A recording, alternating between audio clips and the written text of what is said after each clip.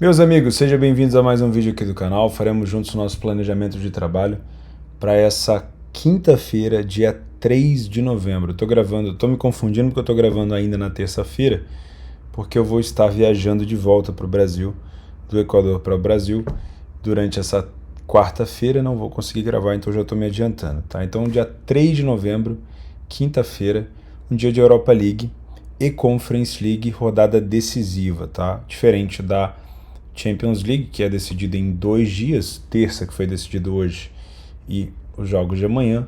Na Europa e na Conference League, a UEFA faz questão de misturar tudo e tudo é decidido num dia só. Bonito, né? Enfim, nós temos aqui uma caralhada de jogos, com perdão da palavra, né? E temos a função de filtrá-los para tentar encontrar alguma oportunidade, não é um jeito de dizer, mas para tentar encontrar alguma luz para ver o que a gente vai fazer. A primeira coisa que eu quero fazer nessa quinta-feira é excluir esse jogo do Grêmio com o Brusque. O Grêmio já classificado para a Série A do ano que vem e o Brusque já rebaixado para a terceira divisão do Campeonato Brasileiro no ano que vem também. Tá? Então, nada de interesse nessa partida aqui. Vamos começar pela Conference, depois a gente sobe um pouquinho para a Europa League, beleza? A gente tem nesses dois primeiros jogos aqui, lembrando, estou no horário do Equador, então você está vendo 2 horas a menos aqui no meu radar esportivo, tá? Considera aí 2 horas a mais. Nesse grupo do Rigas, Fiorentina, Heart e Istambul Basaksehir, a única briga aqui é entre a primeira colocação. Os dois times, Fiore e Istambul, estão empatados. Porém, como eles não jogam entre si, eu vou deixar quieto, tá? Eu não acompanhei muito a Fiore na Conference e os jogos que eu acompanhei da Fiorentina na Série A são bem decepcionantes, para ser muito sincero, tá? E o Basaksehir não é um dos times turcos que eu costumo trabalhar. O grupo do Apollon e do AZ Alkmaar não foi um grupo que eu trabalhei. O Shamrock Rovers da Irlanda não foi um time nem próximo de passar perto de classificar. Vou tentar abrir a classificação deles aqui para a gente dar uma olhada, se a internet deixar. Olha só, 5 jogos, 3 derrotas, 2 empates e 1 gol marcado. 9 gols sofridos. Então, não vou fazer esse jogo também do Shamrock aqui na Conference. Sobrou para mim o bagaço da laranja. Esse jogo aqui, ó. Partizan Eslovaco, Colônia e Nice. Esse, na verdade, da Conference. Foram 2 times que eu acompanhei, assim, 3 que eu acompanhei bem de perto. O Villarreal, que já está classificado, vai jogar aqui contra o Lech Poznan. Não me interessa eu fazer esse jogo porque ele já está classificado. O Escha, que joga contra o Steaua Bucareste, e eu também acompanhei praticamente todos os jogos até eles se classificarem. E agora que já se classificaram, não tem muito interesse por aqui. E o Nice, e o Colônia, que vai jogar contra o Nice. Colônia começou relativamente bem, né? Houve um probleminha ali na pré-conference, onde eles tiveram que passar por um desafio um pouco mais apertado do que eu imaginava.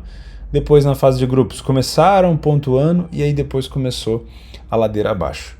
Porém, ainda existe a possibilidade do Colônia ficar em primeiro do grupo. É um jogo decisivo, confronto direto na Alemanha, em casa, contra o Nice. Se vencer, assume, entre aspas, a liderança, dependendo do resultado do Partizan, tá? O Partizan, se ele empatar e o Colônia vencer, o Colônia fica em primeiro. Se o Partizan vencer também, o Colônia vencer, o eslovaco. O Partizan venceu o eslovaco e o Colônia venceu o Nice. Aí o Colônia classifica em segundo. Qual que é a diferença de primeiro e segundo? O primeiro vai direto para as oitavas de final da Conference League.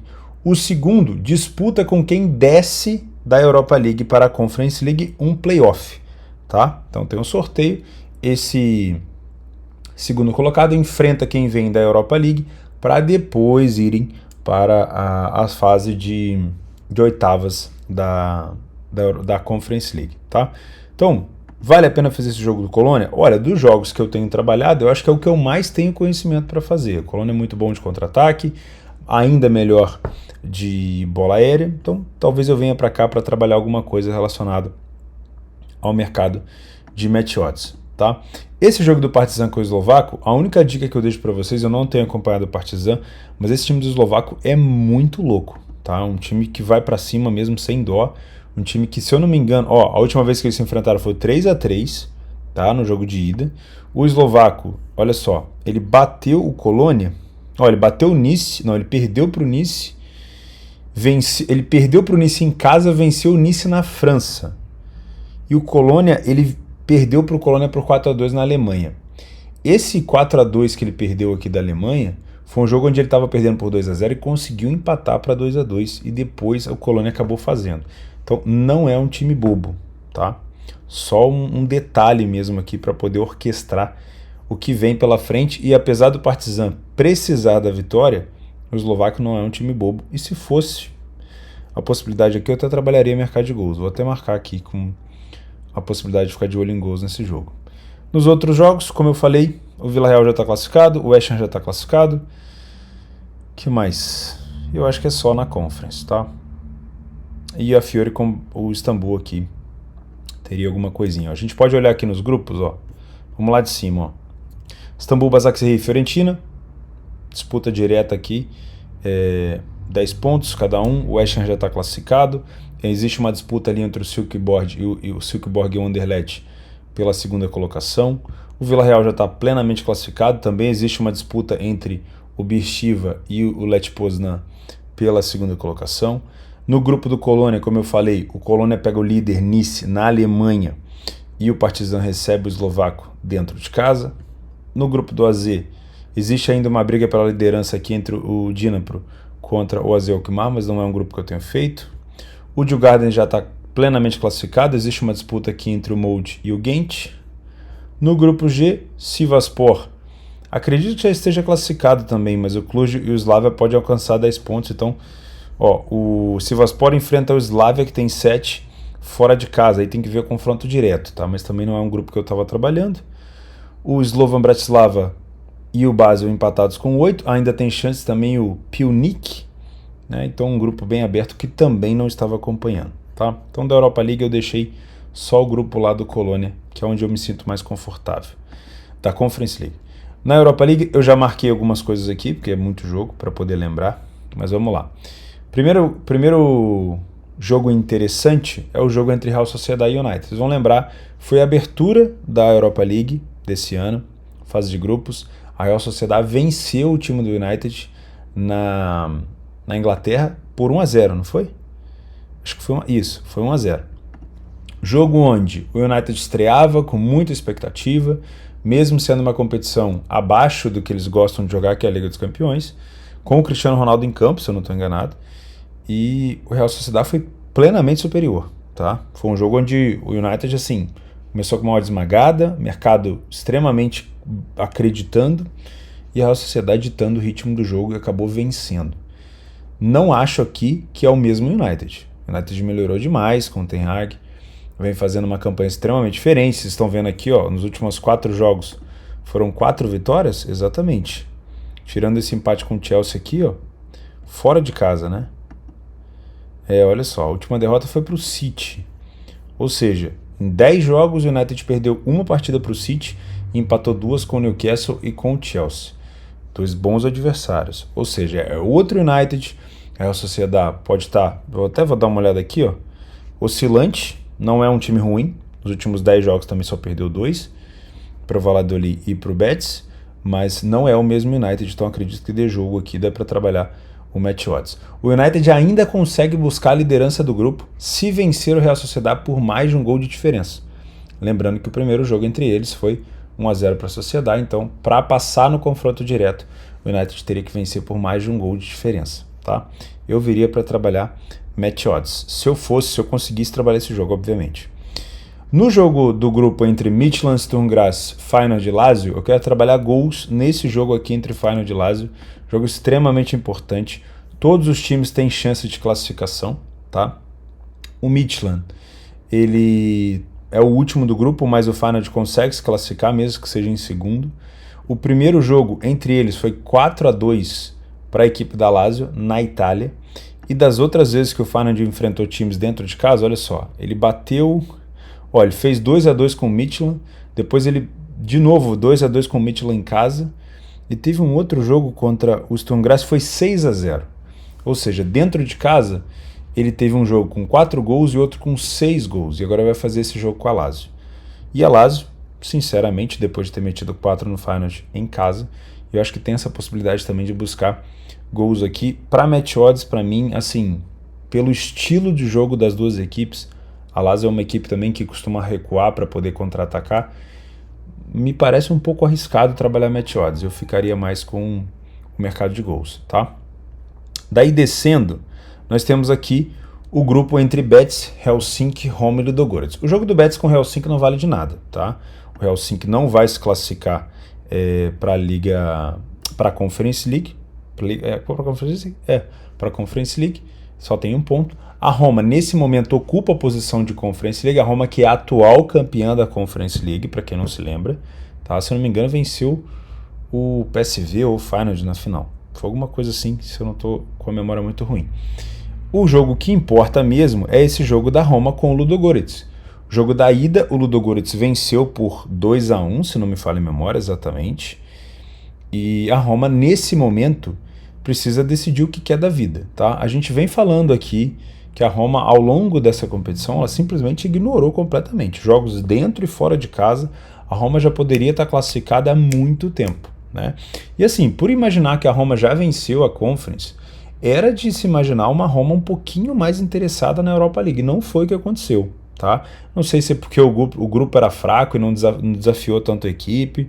Não sei se o Mourinho realmente está preservando ir para a Champions League via Série A e está realmente ignorando completamente a Europa League. Só sei que ainda dá para classificar, tá? Então a Roma enfrenta o Ludogorets. O Ludogorets não é nenhum bicho-papão pro nível da Roma, tá? O Ludogorets não venceu nenhuma partida fora de casa, empatou uma e perdeu outra. E a Roma, como mandante, só venceu uma e perdeu outra, tá? Perdeu pro Betis. É justa essa odd? Pelo nível de elenco, sejamos sinceros, é extremamente justa. Então eu até marquei aqui com uma possibilidade de vir consultar esse back Roma. Agora, não é nem, se a gente puxar aí 2, 3 temporadas para trás, não é fácil trabalhar a favor da Roma nesse tipo de cotação. Eu conto nos dedos aí os últimos 3, 4 anos que eu consegui encontrar uma Roma extremamente superior. Tá? Então, se vier para cá, venha tentando buscar alguma janela de superioridade da Roma, porque não é fácil confiar na defesa da Roma, principalmente. Os pontos fortes da Roma é que é um time que sabe jogar recuado, sabe transitar muito bem em velocidade, e a bola aérea. Escanteio da Roma, não tem o que falar. Tá? Por isso eu marquei também a possibilidade de gols, porque como é um confronto direto, se o Ludogorets estiver atrás, ele vai se expor e pode dar espaço aqui para a Roma. Beleza? No outro grupo, que é muito importante também, nós temos União Saint-Gilloise, da Bélgica, que já está classificado independente do resultado, tá? Contra União Berlim. União Berlim, nesse momento, ocupa a segunda colocação. Porém, o Berlim precisa da vitória, tá? Porque o Malmo, ele vai enfrentar o Braga em Portugal, e é muito provável que o Malmo perca esse jogo. Perdeu todos os 5 jogos que disputou, tomou 9 gols, só marcou 2 e não precisa levar os titulares, já está eliminado. Também provavelmente vai levar um time reserva, vai levar um time misto para ser protocolar, para cumprir protocolo. Então o Braga, é muito provável que o Braga vença esse jogo, a gente já vai falar da odd do Braga. Com isso, o Braga indo a 10, o União Berlim vai precisar dar uma resposta, tá? Para não ter que ficar com aquela coisa de confronto direto e tudo mais. Então, na minha opinião, o União Berlim tem que vir para cima do Saint-Gilloise. O mérito do Berlim, e talvez uma coisa boa, é que o Saint-Gilloise, como eu falei, já está classificado e não faz diferença nenhuma. Talvez, pelo fato de jogar na frente do seu torcedor, possa encrencar um pouco aqui, mas talvez seja por isso que o União Berlim esteja com uma odd mais baixa de favorito. É por esse motivo. Não é que o União Berlim é melhor que o Saint-Gilloise, pelo contrário. Das últimas vezes que se enfrentaram, o Saint-Gilloise venceu o União Berlim na Alemanha por 1-0. Mas se o União Berlim vencer por um placar mínimo, e não é bom trabalhar gols nos jogos do União Berlim, pelo menos nos cenários convencionais, eu estou trabalhando só com a ideia de match odds contra o Saint-Gilloise se eu identificar um time, como é que eu vou dizer, desinteressado, tá? Lembrando, o Berlim, ele não precisa vencer de goleada, ele não precisa fazer pataquada, ele precisa fazer o simples. Então, ao longo do jogo, talvez vai ser mais fácil você ver o União Berlim se protegendo para não tomar o gol e tentando buscar uma bola, porque é um time bom de bola aérea também, consegue chutar bem de fora da área, tem um bom levantamento para a área, então não precisa fazer maluquice, precisa vencer, tá? Então não acho que o União Berlim vai empurrar o San Geloase para trás. Então esses cenários que eu estou buscando aqui contra o San Geloase são cenários bem específicos que a gente vai encontrando devagarzinho ao longo do jogo, sem apavorar, tá? Vai devagar no sapatinho, faz o arroz com feijão, que provavelmente alguma coisa boa pode aparecer daqui. O jogo do Braga com o Malmo, aí já tem aquele cheiro de merda, né? Por quê? Tudo indica que o Braga vai vencer. E é aí que mora o perigo, porque muita gente nessa confiança aí costuma atolar a mão, né? O Braga, cara, joga com o pior, talvez o pior time da Europa League. O Malmo perdeu todos os jogos, como eu falei, só marcou acho que um gol. É muito provável que o Braga vença. Fora de casa ele venceu o Malmo por 2-0. O Malmo, sei lá, tá numa fase muito ruim, olha só. Nos últimos 10 jogos venceu apenas 2, né? Tem 1, 2, 3, 4, 5, 6 derrotas. Perdeu pro San Geloase, perdeu pro União Berlim, perdeu pro Braga, enfim. A situação aqui não é fácil. Então eu coloquei uma possibilidade de buscar esse back Braga. Existe a extrema necessidade do Braga e existe um adversário muito ruim. Só que o que eu falei do cheiro de merda? Você tem que estar muito concentrado nesse jogo. Porque é uma situação que eu costumo chamar de proximidade com situação de descontrole. Tá? Eu falei isso na palestra que eu dei lá no evento do Netuno. Que eu sempre tento me manter longe das situações de descontrole. Situação de descontrole é o quê? É você vir para o jogo do Braga muito confiante, e aí você sair da tua gestão, talvez até você mantenha o teu critério de entrada, você mantém o seu critério de metodologia, mas às vezes numa maluquice, né, numa situação de descontrole, você aumente a sua mão, você aumente a sua confiança, você queira fazer ali uma coisa fora da tua gestão, porque você, na tua cabeça, está identificando uma oportunidade muito boa.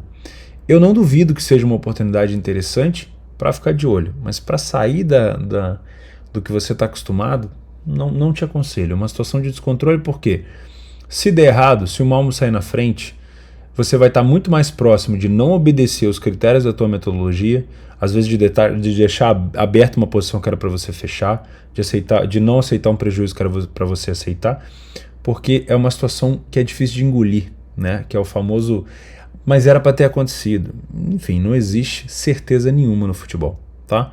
Então toma um pouco de cuidado com esse jogo aqui, mas eu marquei para buscar cenários bem tranquilos a favor do Braga, tá? Essa é minha Europa League e essa é minha Conference League. O que ficou aqui então foi Roma. Opa, esse aqui é o jogo do Real Madrid. Tá aqui, ó. Roma e Braga. Dos dois, o adversário mais fácil é o Malmo, pela fase que vive, tá? O jogo da Roma, ele inclui uma disputa direta, então toma um pouco de cuidado. No Liga para a equipe em campo, eu direcionei para o San Geloase. Isso não quer dizer que eles vão jogar mal, é uma consulta. Ao longo do live que a gente vai perceber isso, tá? Não precisa apavorar. Não é porque eu coloquei aqui também que eu vou fazer. Tá? É uma consulta de oportunidade, uma consulta de cenário. Na correção de preço, nós temos 2 jogos muito difíceis, tá?